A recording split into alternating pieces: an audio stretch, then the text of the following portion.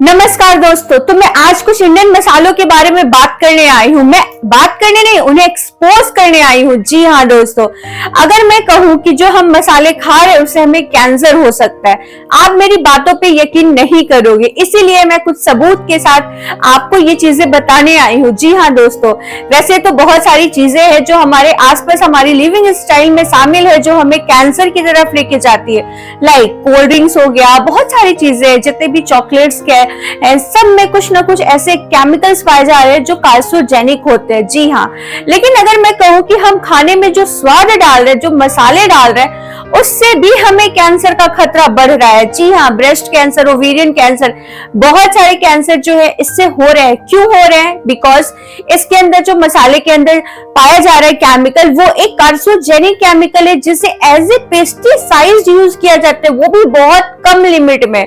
उसकी एक लिमिट है जिसमें हमें यूज किया जाता है। जो किसान होते हैं वो अपने फसल को बर्बाद होने से बचाने के लिए, लाइक कीड़े मकोड़े से, एज ए पेस्टिसाइड यूज करते हैं। उसका नाम है ethylene oxide. Yes, ethylene oxide एक ऐसा जानलेवा केमिकल है, ऐसा कार्सिनोजेनिक केमिकल है जो हमारी बॉडी में जाके धीरे धीरे हमारे सेल्स को डैमेज करता है। और ऐसा सेल्स के साथ हमारे, कहते हैं ना कि एक ऐसा तरीके से डैमेज करता है, इतने बुरी तरीके से कि हमारे सेल्स डैमेज होने के बाद वो एक कैंसरस सेल में कन्वर्ट होता है और वो जाके हमारी बॉडी को हार्म करता है। जी हाँ, एमडीएच, एवरेज, जितने इंडियन मसाले हैं ना, यूएस में सारे जगह बैंड है। पता है क्यों बैंड है?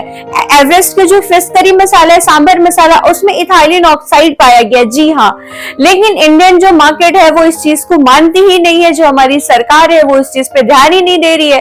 फिर यूएस में ये बात हमें कैसे पता चली? इतने सारे आर्टिकल्स, इतने सारे रिसर्च पेपर है जिसमें हमें पता चल रहा है कि जी हाँ, जो अच्छा, आप सबको पता है कि जो मसाले होते हैं उसमें कितना अच्छा टेस्ट आता है। ये टेस्ट क्यों आता है? क्योंकि इसमें कुछ ऐसे केमिकल्स मिलाए जाते हैं जो टेस्ट इन्हांसर होते हैं। जी हाँ, जो आपके खाने में के टेस्ट को बहुत स्पाइसी कर देते हैं, जो हमें अच्छा लगता है।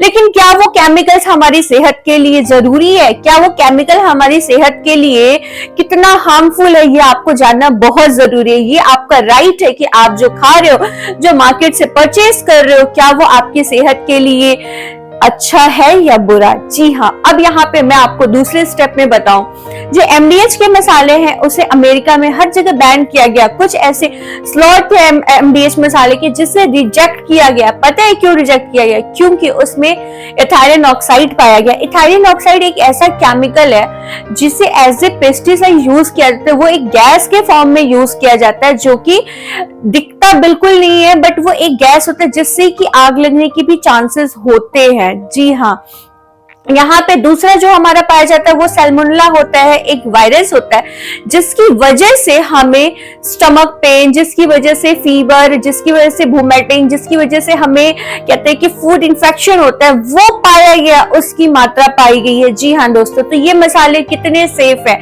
आज के हर इंडियन घर में कोई एक मसाला तो आपके घर में जरूरी होगा, चाहे वो चिकन मसाला हो एवरेस्ट का, वो फिश करी मसाला हो, या फिर सांबर मसाला हो। लेकिन ये सारे मसालों में सोडियम, इथाइलिन ऑक्साइड और कार्सिनोजेनिक चीजें, जो कि हमारी सेहत के साथ खेल रहा है ये कंपनी, और हम कितना अंधा विश्वास करते कि ये ब्रांड है, ये अच्छी चीजें हमें देगा।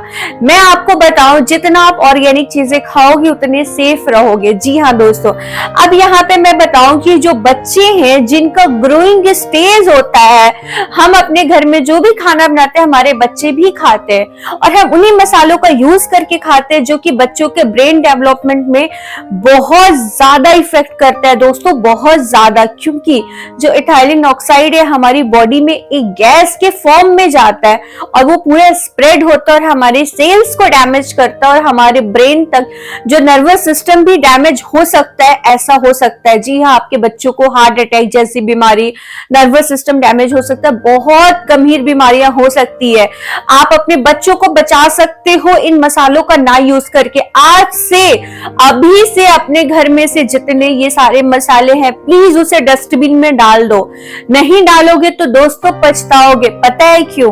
क्योंकि ये मसाले नहीं, जहर हैं जो आपकी किचन में अवेलेबल है, जो आप अपनी डेली लाइफ में खा रहे हो, जो कंज्यूम कर रहे हो, इतने शौक से, इतने मन से खाते हो आप, और वो मसाले जो हैं वो जहर बन के आपकी बॉडी में काम कर रहे हैं। जी हाँ, इथाइलिन ऑक्साइड एक ऐसा जहर है, एक स्लो पॉइजन इसे हम कह सकते हैं, जो हमारी बॉडी के सेल्स को तो डैमेज करता ही, हमारे ऑर्गन्स को भी डैमेज करता है। पता है, क्योंकि ये एक स्लो पॉइजन है जो हमारे ऑर्गन्स में जाता है, उसे धीरे धीरे धीरे धीरे डैमेज करता है।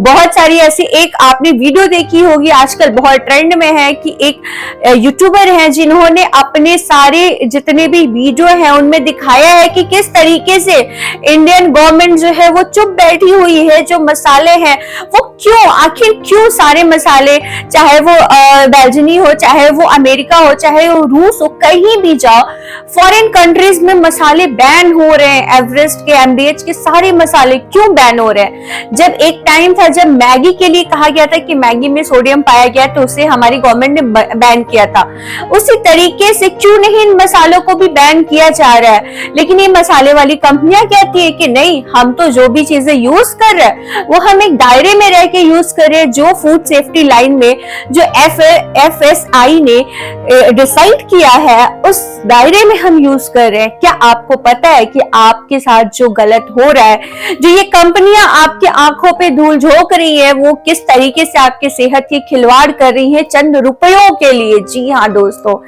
MDH के मसालों को आप उठा के देख लो, उसके इंग्रेडिएंट को पढ़ोगे तो आपको समझ में आएगा क्या क्या चीजें इसमें यूज हो रही है। एक और मैं बात बता दूं, आपको हल्का भी डाउट लग रहा है या मेरी पॉइंट्स, मेरी बातों पे यकीन नहीं हो, तो आप नियर बाई आपके जो भी लैब है वहां पे आप सेल्फ अपने मसालों को टेस्टिंग भी करा सकते हो। जी हाँ दोस्तों, उन सब चीजों का टेस्टिंग कराओ मसालों का, आपको खुद पता चल जाएगा कि इसमें इथाइलिन ऑक्साइड कितना ज्यादा पाया जा रहा है, कितने सारे केमिकल्स है प्रिजर्व करने के लिए। क्योंकि जो मसाले हैं % ज्यादा मात्रा पाया गया इस इथाइलिन ऑक्साइड का, जो कि मेंशन है पेपर में। और यहाँ पे मैं बता दूं कि जो कंपनियां हैं वो ये दावा करते हैं कि नहीं, ऐसा कुछ नहीं है। बहुत सारे पेपर वो पब्लिश कर देते, बहुत सारे अपने कहते कि नहीं नहीं ऐसी कुछ बात ही नहीं है, हमारे मसाले में ये चीजें नहीं है, बिल्कुल फेक न्यूज है। बट यहाँ पे मसालों में ये चीजें पाई गई हैं, इस चीज को डिले नहीं कर सकते, डिनाई नहीं कर सकती है कंपनियां, बट हमारी गवर्नमेंट ही कुछ कर सकती है। अगर हमारी सेहत की सच में गवर्नमेंट को फिक्र है, मोदी सरकार को, तो प्लीज आप इन मसालों की जांच पड़ताल कीजिए। और अगर इसमें ऐसी कोई चीजें पाई जा रही है, डेफिनेटली पाई जा रही है, अगर फॉरेन में बैन है तो ऑफकोर्सली उन्होंने रिसर्च पेपर उन्होंने वो पब्लिश किया है कि ये चीजें हैं, तो आपको प्लीज गवर्नमेंट आप इस चीज को देखिए और बैन कीजिए इन मसालों को, बिकॉज ये हमारी सेहत की बात है।